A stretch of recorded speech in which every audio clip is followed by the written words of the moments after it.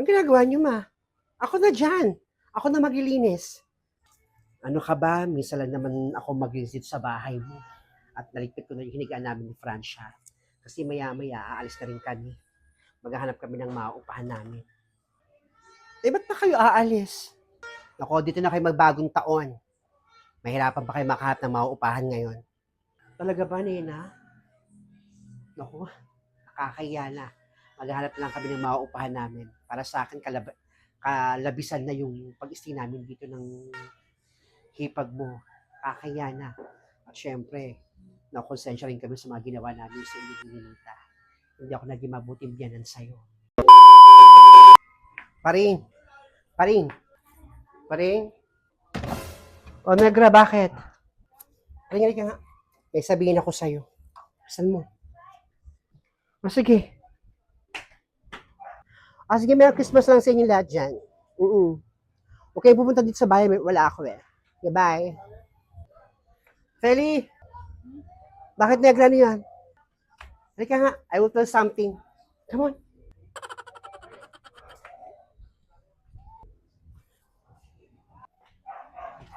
O Negra, bakit ano ba yun? Ano ba yun, Negra?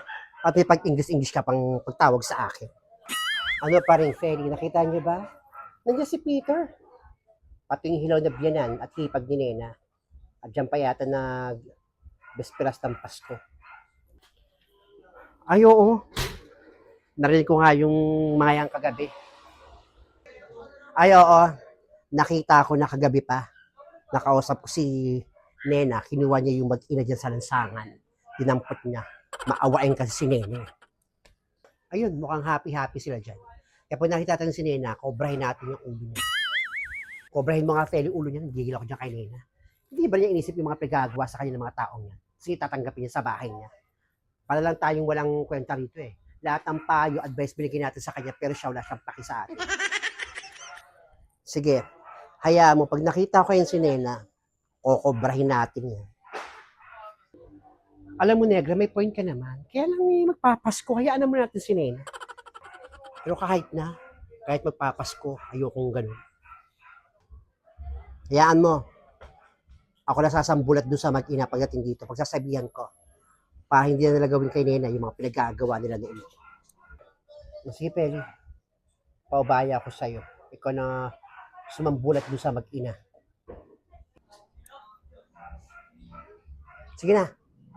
Ako na bahala.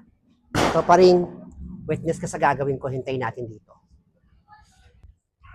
Iwan ko muna kayo ha. Sinabi ko lang. Sige, doon ka na muna sa inyo. O nga pala pa rin, anong handa mo? Eh di, spaghetti. Walang sawang spaghetti. Binigay sa akin ni Felisa yung spaghetti. Mukhang di naman galing sa'yo. Mukhang galing kay Nena. Wala man lang kasahog-sahog. Yung pinakain ko sa aso. Maldita mo naman, pinakain mo sa aso. Ay ka na, Francia, at nakapagluto tayo na maaga. Oo, man, nandiyan na, sunod ako. Sila Aling Adelpa, pati si Francia. Ha? Oo nga, nandiyan na. Hayaan mo. Pagsasabihan ko. Hoy, Aling Adelpa. Feli? Remind ko lang kayo, ha? Hindi kami kasing tangiin ni Nena. Pero binabalaan ko kayong mag-ina. Kayong dalawa. Na oras nang gawin nyo kay Nena yung mga pinagagawa nyo noon. Popompyangin ko kayong dalawa. Gets nyo? Si Nena kasi tangiin. Pero kami mga kaibigan niya, hindi. Kaya ayaw namin na ginaganon si Nena. Di mabuti at dali siya kanyang puso. Pagpasensyahan nyo na kami kung ginanon namin si Nena. Hindi na mauulit yun dahil pinatawad na kami ni Nena at ayaw namin magkaroon ng gulo. Sana nga Aling Adelfa, nagbago na nga kayo.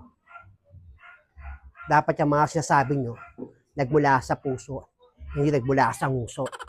Huwag kang mag-alala, Feli, mga sasabi ko, nagmula naman talaga sa puso ko yun. Sa puso namin ng anak ko. Sige na. Merry Christmas. Sige, Merry Christmas. Alika na, Francia. Magluto na tayo.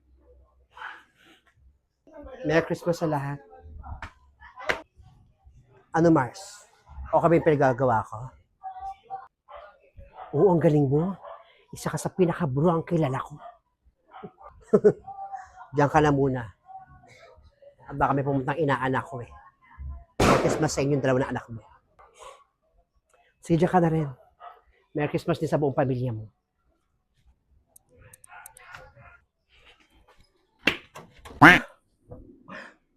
Natawag.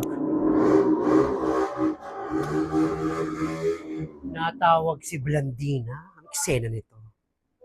Hello, Blandina. Bakit ka napatawag?